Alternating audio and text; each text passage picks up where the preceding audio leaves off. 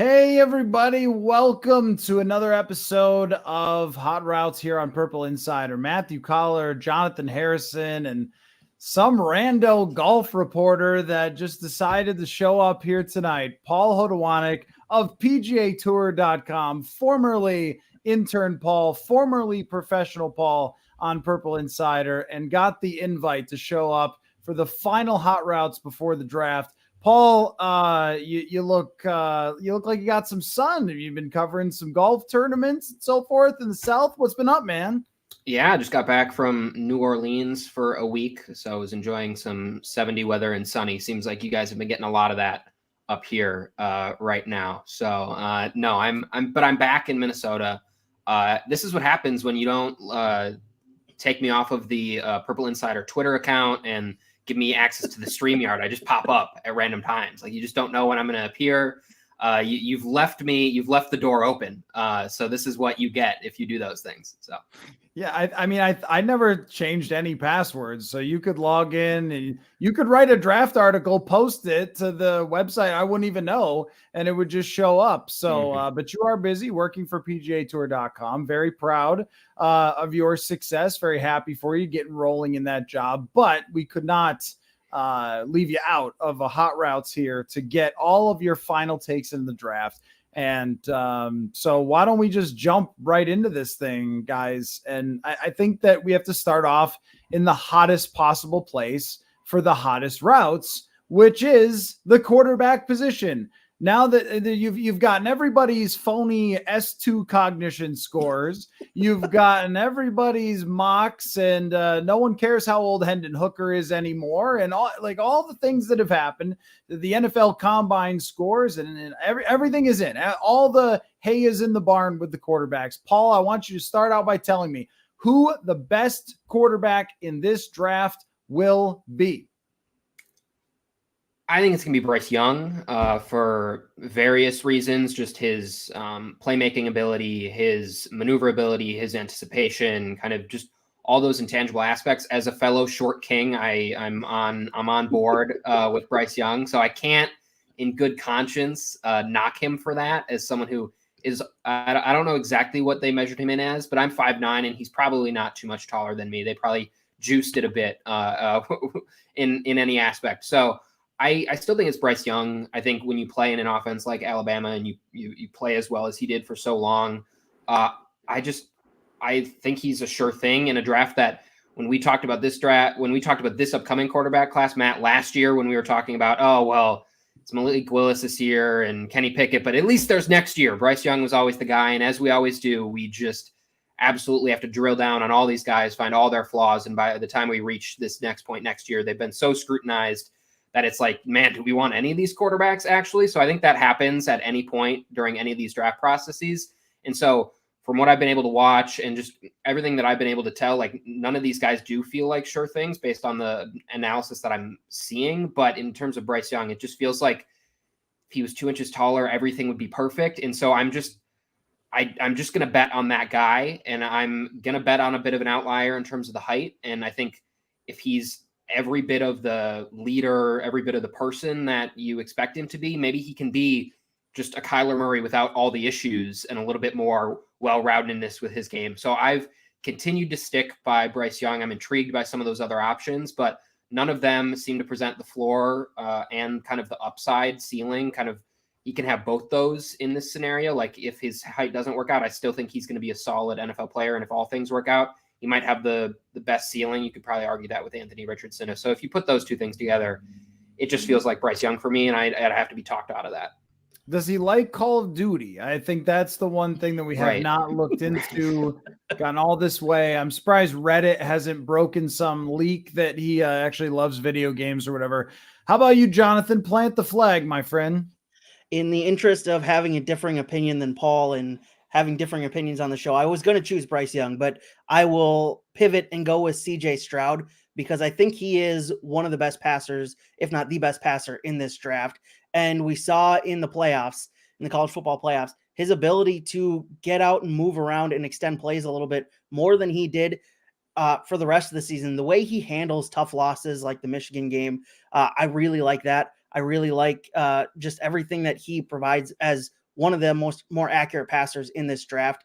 My concern is where he lands, because he could land in Indianapolis and that could go bad. He could land pretty much anywhere, and it might not go well if he had the situation like Bryce Young is most likely going to have in Carolina and have a good, solid head coach behind him.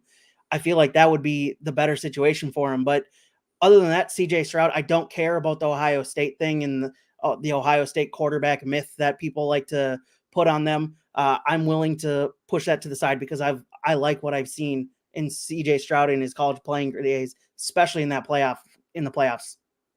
I really do too, Jonathan. And I like both these quarterbacks a lot in Bryce Young and CJ Stroud for different reasons. One is more of a playmaker. The other is such a great thrower of the football. Our friend Chris Trapasso of CBS Sports, I was reading his Big Board Top 100. He compared CJ Stroud to Sam Bradford.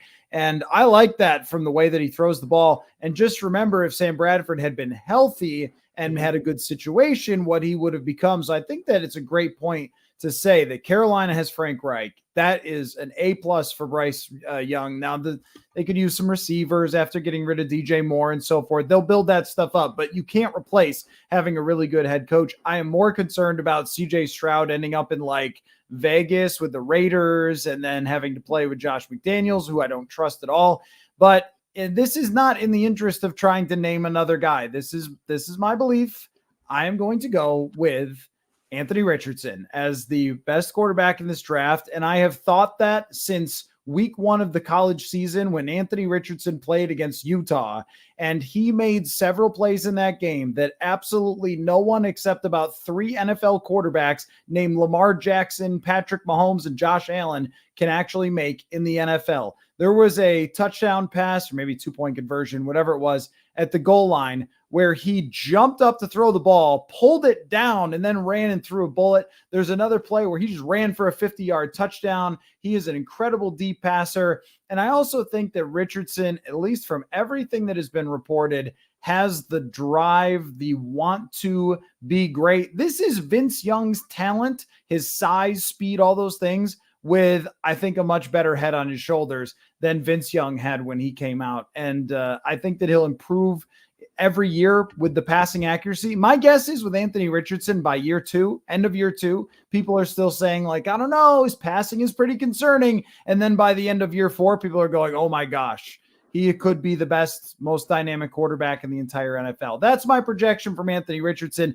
Real quick though, when have you guys been right and wrong on these? Because I have a tweet that I can go back and find where I tweeted Patrick Mahomes will be the best quarterback in this draft. But there are also some other quarterbacks that haven't been so right on. Just like everybody else, the rest of the world, people have heard me bring up Josh Rosen before. Really like Josh Rosen a lot. Who did you think was going to be the best quarterback in a draft class that has completely blown up on you? If you want to start, Paul.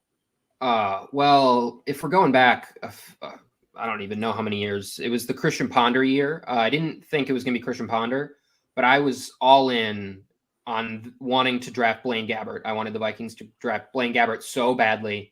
I thought he was going to be great out of Mizzou. And he's had of those guys that were kind of right in there. That was the Jake Locker year, Christian Ponder, Blaine Gabbert, like of that kind of second tier behind Cam like that. He might be the best one out of that group. So maybe not a terrible pick, but that was probably the one where I was devastated that the Jaguars took Blaine Gabbert. So that's got to be probably my worst one that I've got.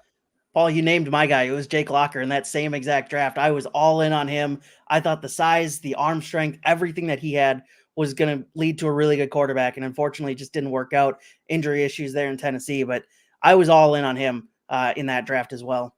Well, I'll throw you a couple more. And Miles, you deserve some bonus points for this. Because that means that you go back to the old radio show. And yeah, no, it's true. I remember talking about Justin Herbert with Sage Rosenfels, our friend, who, by the way, trained Brock Purdy. That's how much Sage knows about quarterback play. He trained Brock Purdy before the Senior Bowl and before the draft last year. I'm just saying, like, he's got a lot of credibility, played behind Brett Favre and everything else. He watched Justin Herbert and was like, I don't know. I don't really see it. And well, look, Justin Herbert is not a perfect NFL quarterback. I think he's pretty darn good at this moment. But when you watch him in college and watch him in the NFL, it's like a different guy.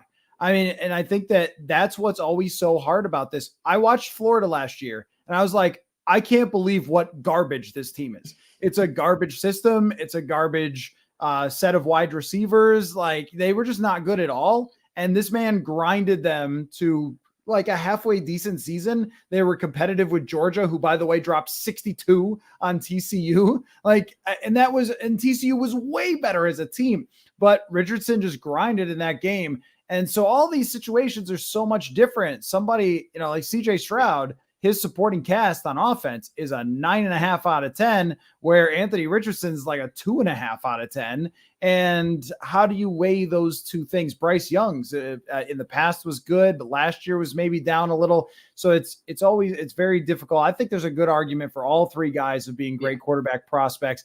I am not including Will Levis in this. I think just because the accuracy concerns me a lot, but I don't want to completely throw him out as the potential. He has your Jake Locker vibes, but no, Justin Herbert's a good one. And you know why?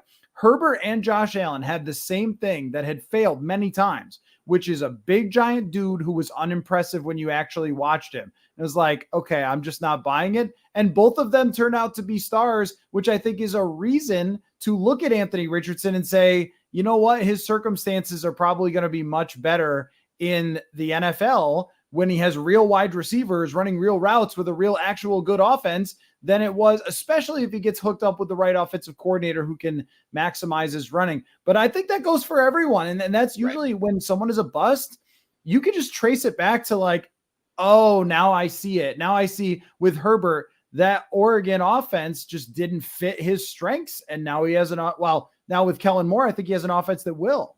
Yeah. And I think like it's tough because after Carolina, we don't know exactly the teams that are definitely going to pick a quarterback. We've gotten a lot of smoke screens, but like if you told me, like, I didn't know the player that went to the teams, but I knew Carolina took a quarterback, Houston took a quarterback, maybe Detroit goes and takes a quarterback at 6 or something, they surprise. And then I don't know, like Las Vegas picks a quarterback. Whoever Detroit picks, I'm just picking as whoever's going to be the most successful because they have the best setup. Like they have the talent around him. They have a coaching staff that I think I'm impressed with, like, especially if Ben Johnson stays. Like, it really a lot of times just comes down to the situation. So, like, if I knew the teams that were being picked, I could almost, like, pick off that who's going to be the best guy. Sometimes that's what happens.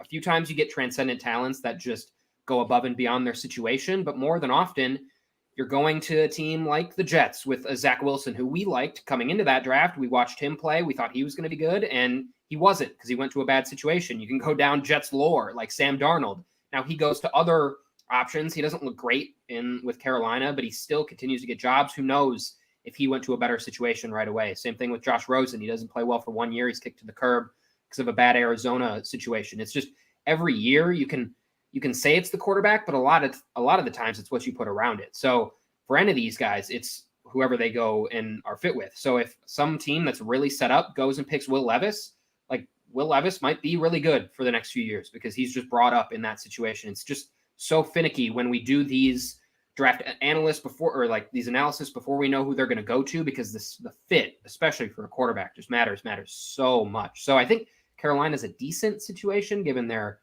head coach, but again, not a lot of weapons. You like their defense, but none of the like situations at the top of this draft feel really, really great for a quarterback unless a team like Detroit gets a quarterback, or unless a team kind of from behind comes and trades up, Vikings or something like that.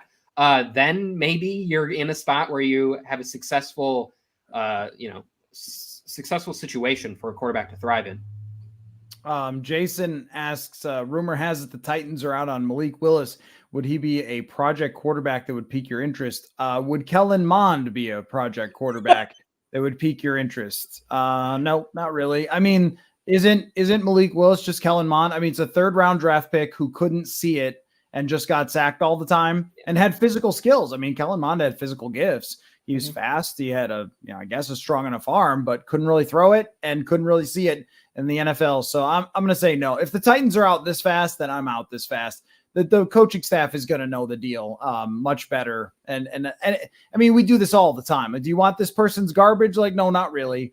The only thing that's different about Trey Lance is that he might have just been superseded by someone else that they find is a better fit for what they do. But even then, I still have And a bit more lot of pedigree, being a third questions. pick, not a third round pick. Oh, you know? 100%. So Yeah. every right. team passed on Malik Willis at least twice before the Titans did. So it's usually your sign that it's not going to be a great option.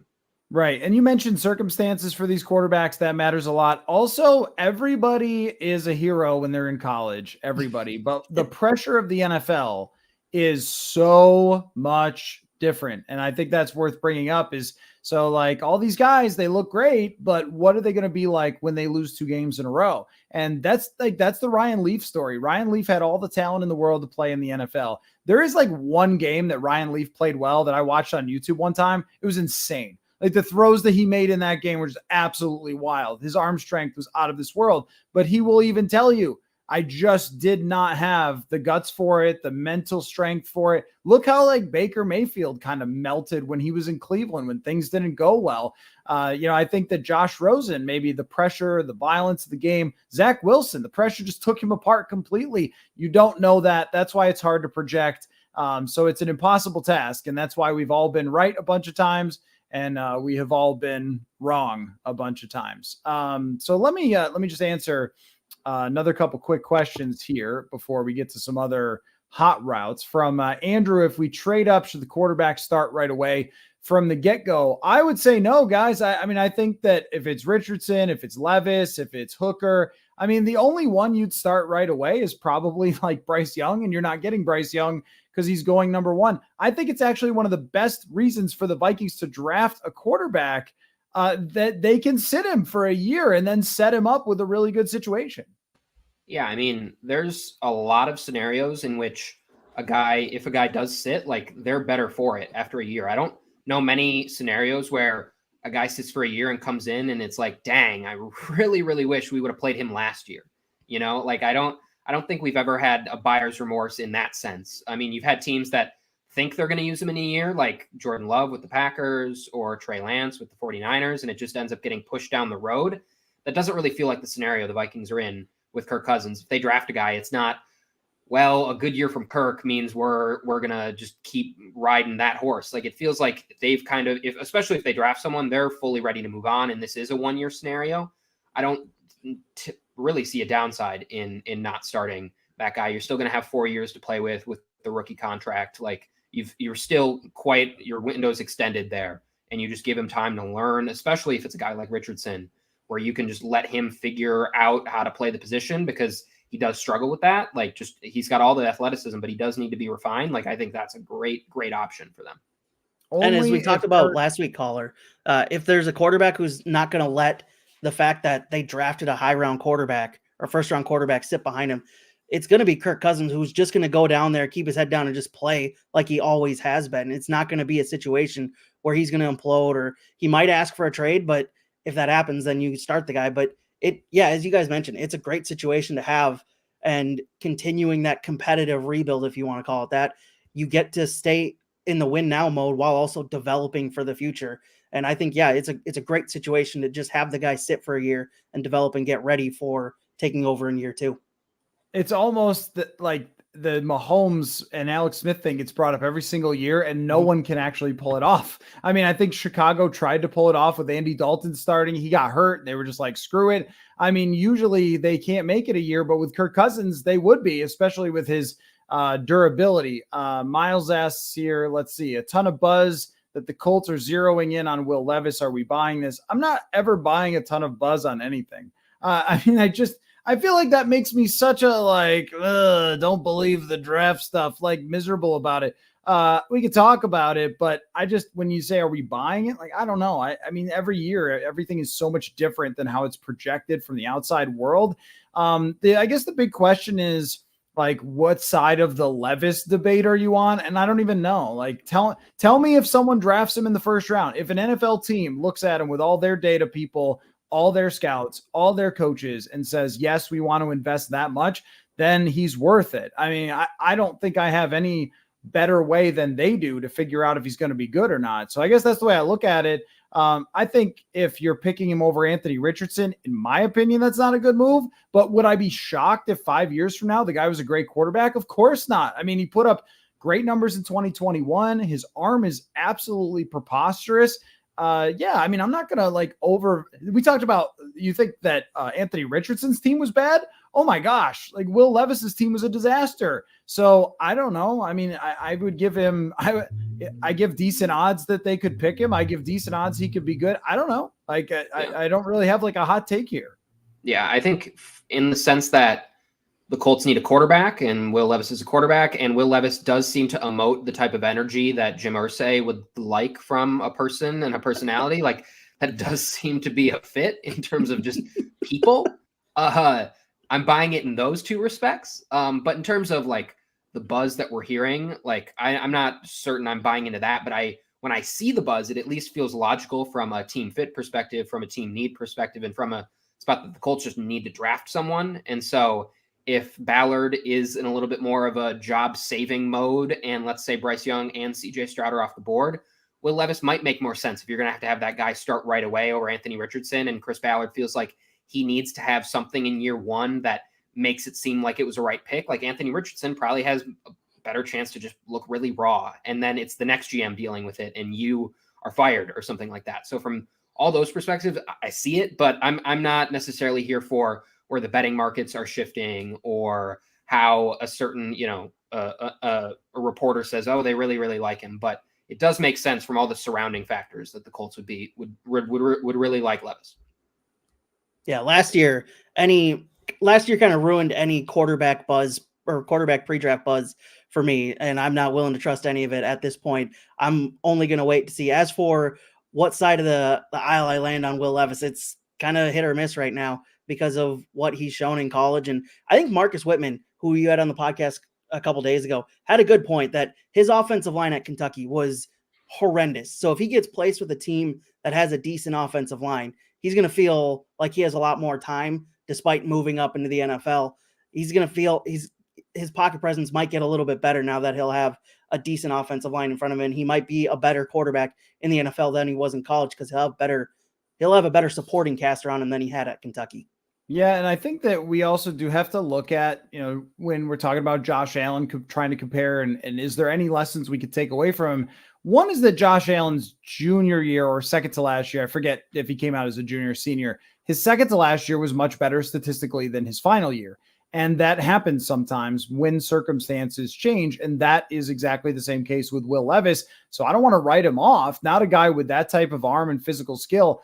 I think that when I hear a quarterback who's getting praised for playing injured a lot, I do get a little nervous of like, this man took a lot of hits, a lot of hits. And like, oh, he's really tough. But that's where you hear that Jake Locker thing. Like, it's great that he's really tough, but also if he's like putting himself in danger all the time and getting hurt all the time, that's like Tua. I mean, Tua in college just had this penchant for being in the pocket for a little too long, trying to make plays when there wasn't anything there, taking hits. And you do worry about that. Like I tend to reject injury prone, but there are guys coming out of college who don't know how to avoid injuries in the NFL. And if he's that guy and he's always like, oh man, and this is a Matthew Stafford thing too, that always drove me nuts. Stafford gets a Super Bowl, so he can never criticize anything he did ever again. But for most of his career, every game was, boy, that's Stafford. He's playing with a broken something, this and that. He's the toughest guy ever. It's like, actually, this is bad because he's not playing as well because he keeps getting himself hurt by trying to play hero.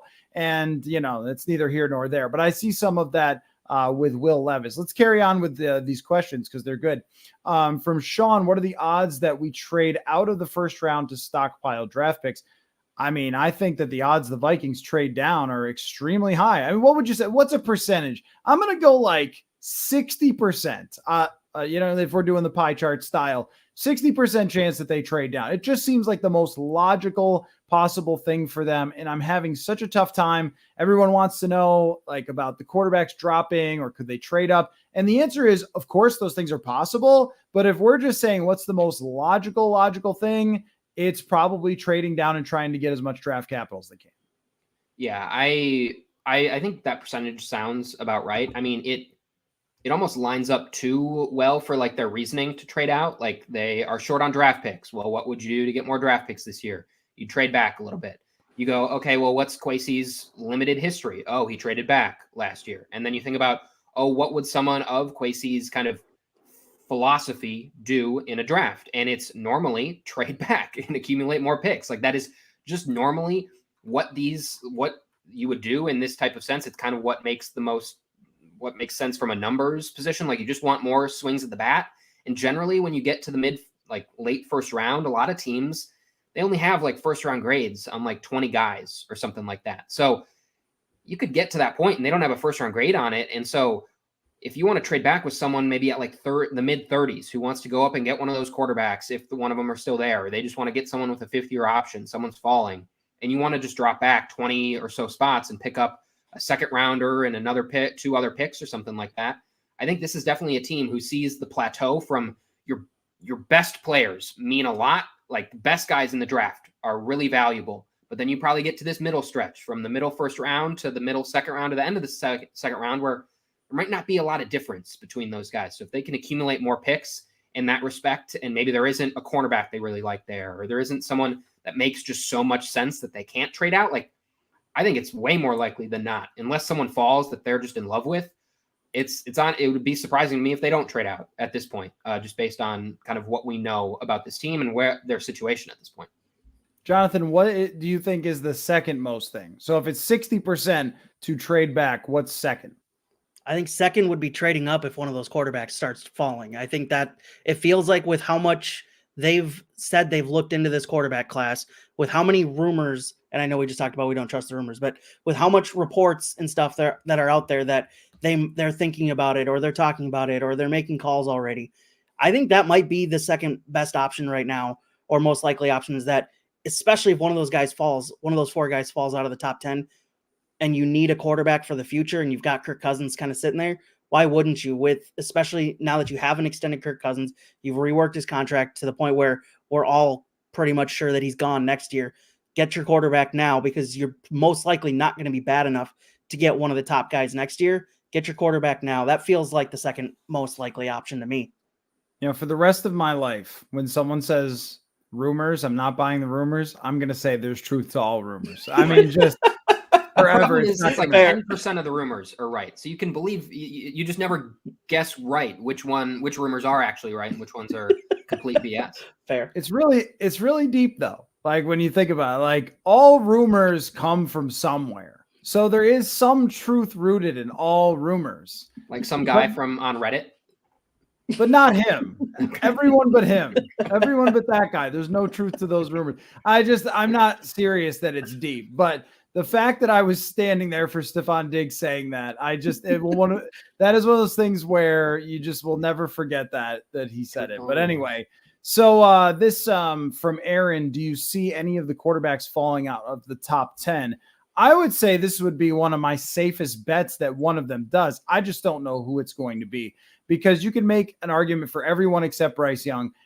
You could say, well, maybe teams aren't as into CJ Stroud's limited ceiling if they think that, or maybe they just don't think that Anthony Richardson can progress as much as we're being sold, because we were hearing a lot of same song and dance for Malik Willis last year. Or even like we bring up Malik Willis, but even like Drew Lock, it was like, oh, the arm talent is so crazy. Someone's going to take a shot, and they never actually did, because you have to invest your entire soul into a quarterback when you take him that high. Like that's your career on the line, is taking that quarterback.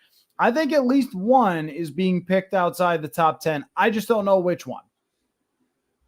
Yeah. I mean, like the year Justin Fields was drafted, he was picked what?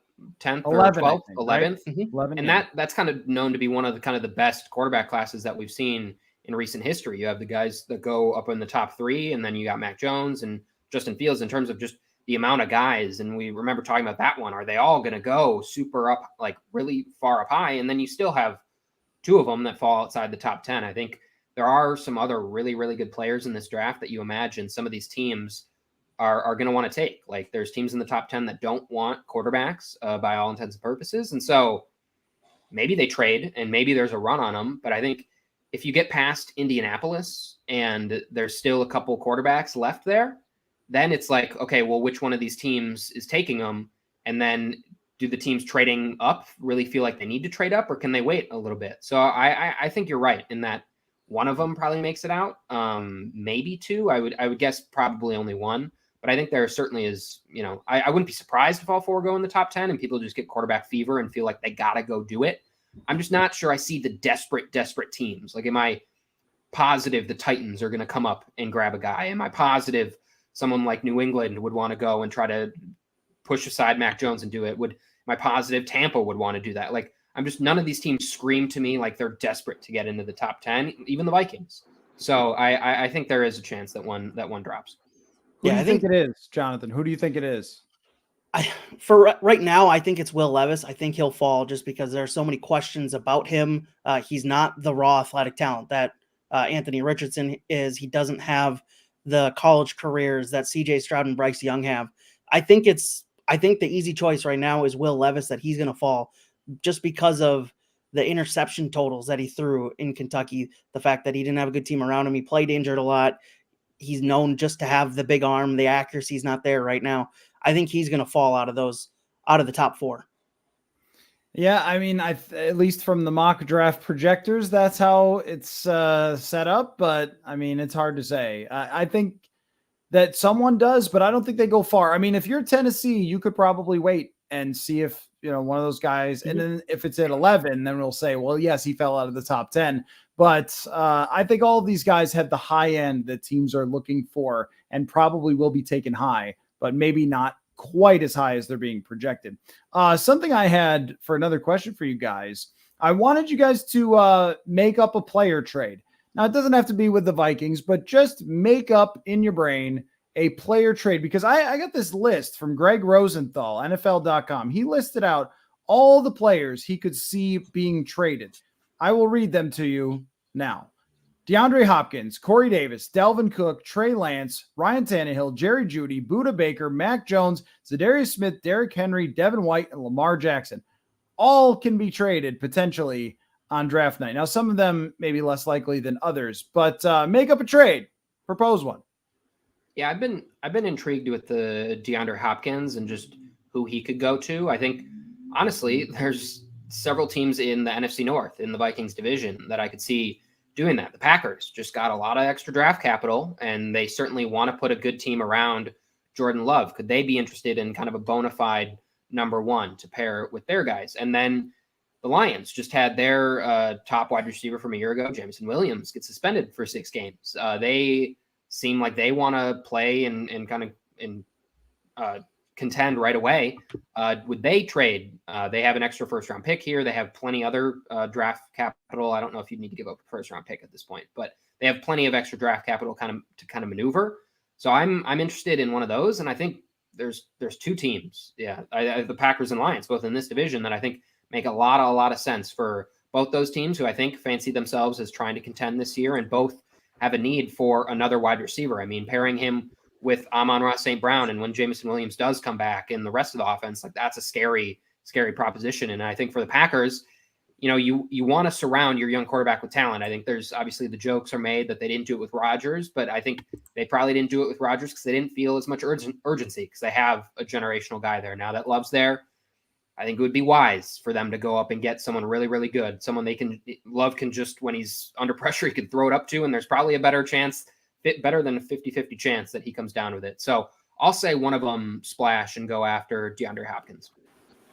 Hey, you took mine. We're on the same wavelength today, John. We really are. I was modeling mine after what, similar to what Brad Spielberger of PFF put out earlier today, where he had the Bills trading for DeAndre Hopkins. I chose the Lions because it feels like a great fit with what they just went through earlier this week, losing Jameson Williams for the first 6 games, and with how it seems like they're going all in this season, because now that the division is right there for the taking, now that Aaron Rodgers is gone, it feels like the perfect fit for them. So they trade a 3rd and a 6th.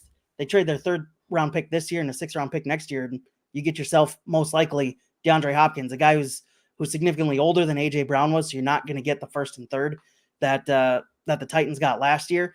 It just feels like a good pick or a good trade for the Lions, who have plenty of picks to throw around. The Cardinals need picks because they need to fill a ton of holes on their roster. The Lions don't really have a whole ton of roster or holes to fill on that roster, because it feels like that group is ready to take off, and adding a top tier wide receiver to that group just feels like the right fit for them this offseason.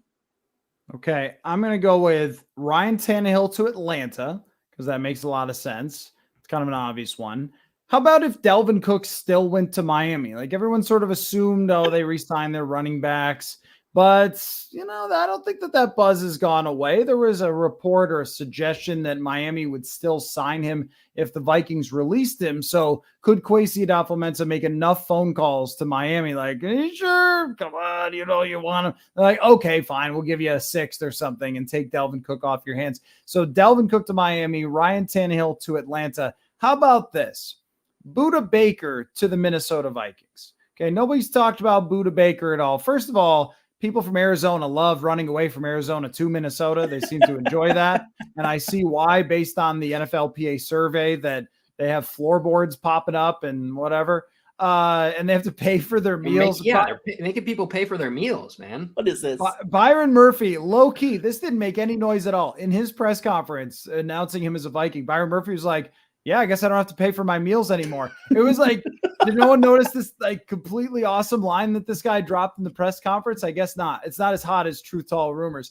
But so Budda Baker is known as a safety, but I just looked this up and he has, hold on, I'll pull it up. He has 1,300 snaps in the slot. Now, who is their defensive coordinator? Brian Flores. This man does not like to just put people in one position and leave them there. If you watch any of Miami's defenses, he's moving dudes around all over the place. And Budda Baker is like a Tyrann Mathieu. He could be a slot. He could be a safety. So you could play defenses with Lewis Seen in the box or Harrison Smith in the box, Budda Baker deep, or you could play Budda Baker in the slot, tracking wide receivers, which he's capable of doing. This guy is a star. Like when you watch their defense, there's one player who stands out to you and sometimes the only player, and that is Budda Baker. So, I think that the Vikings trade talk, it's going to be Trey Lance that they get talked about the most.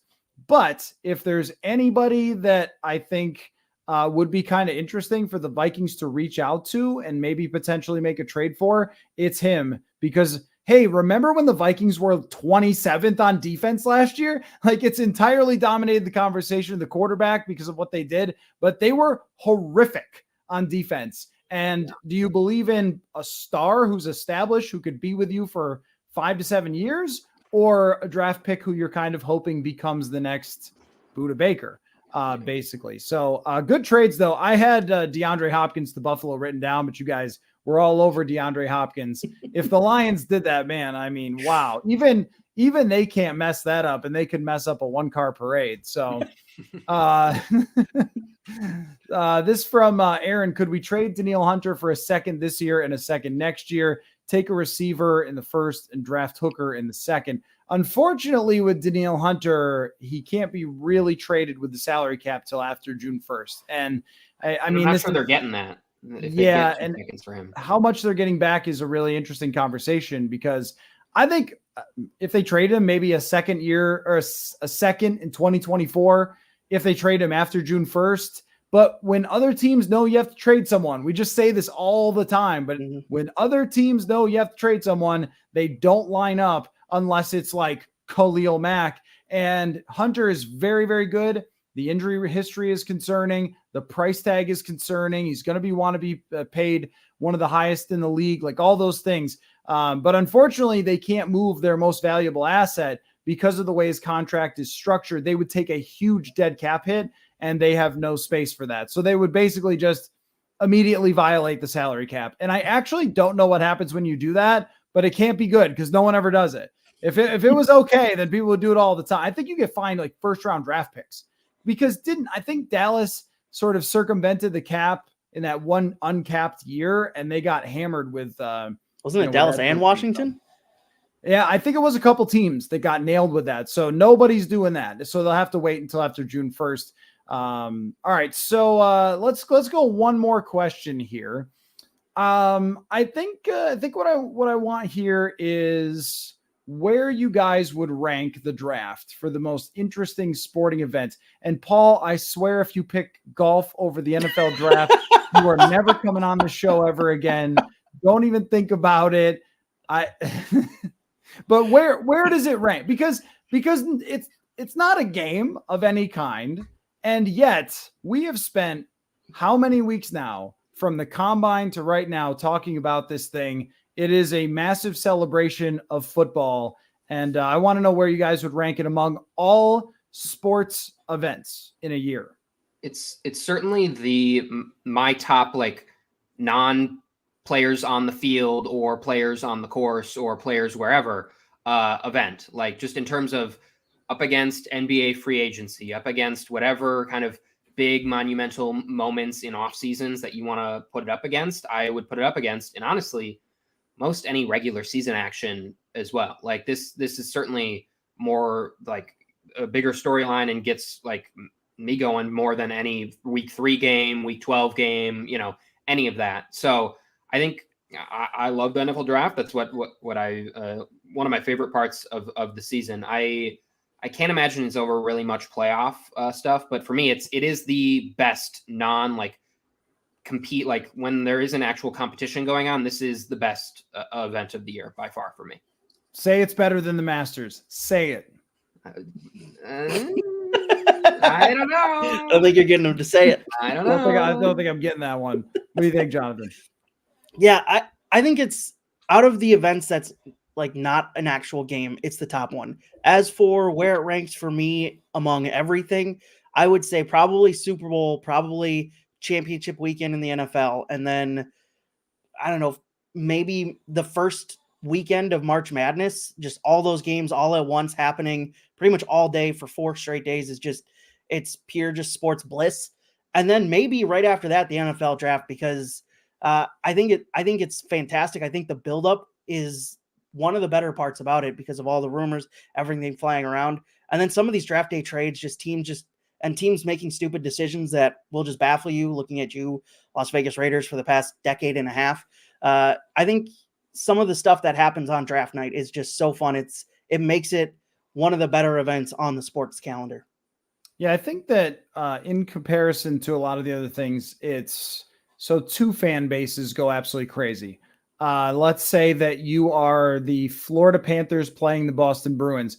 That is an amazing day for you. It is. Like if you've been cheering for that team and you're going to your stadium and there's music playing outside and everybody's got jerseys on and they're engaged, but that's only you and their fans are at home just watching and whatever.